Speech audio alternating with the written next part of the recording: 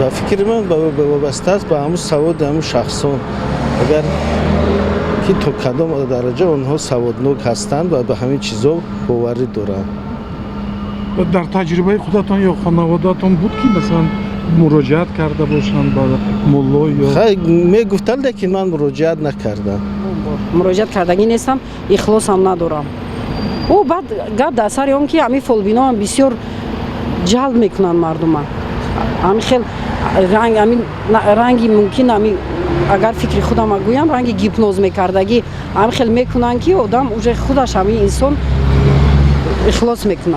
هم خیلیش هم بسیار با هر چیز با هر طرف چی میکنند اما آدم خودش اوج انسان باورش اگر کم ترک باید سوس باشد چی میگن وضع روانی اراده سوس باشد امر رو میره. نه که اگر خواندگی باشی کمتر معلومات داشته باشی با فکرم مراجعت کردن نجات نیست با فولبین. برای چی میگشتم؟ میگه که برای پیشی دیگه دکتر مثلا که روان میکنم بیرون یا روز دیگه میشم پشت به فولبین میروم. یعنی دکتری نرس کم است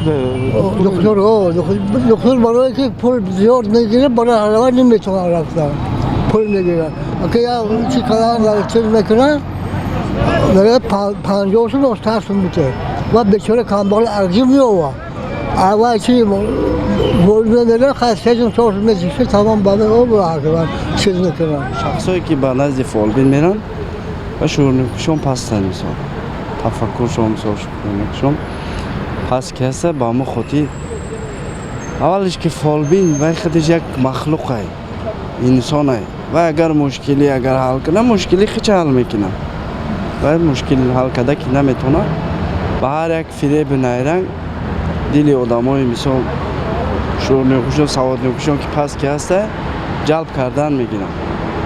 و همین خاطر ما گفتنیم که همین پیش فولبین رفتن این خطای کلانه. گمراهی گفتن ممکن است. ما باور نمیکنم دروغ است. فهمیش نیست. وقتی که تصورات نداری، فهمیش نداره باشی، مدنیت نداره چه خیلی باید چی میکنی؟ فکر میکنند یعنی باید بیشتر با دکتر مراجعت کنند با دکتر با البته با دکتر یا روانشناس مثلا یا روانشناس هست روانشناس قدی باید چی دکتر هستند. دکتر لبای دکتر دا اصلا باید که چی کنند مراجعت کنند. دیگه مردم زیاد بازم من نزدیک خیلی که مردم بسیار چیزش کم شده میروند چی میکنند. چی میکنند که همین اومچید همین خیلی چیزا بود همین گپا بود همین خیلی چی میکردن نگن که حاضر او زمان ها او چیزا گذشت دیگه.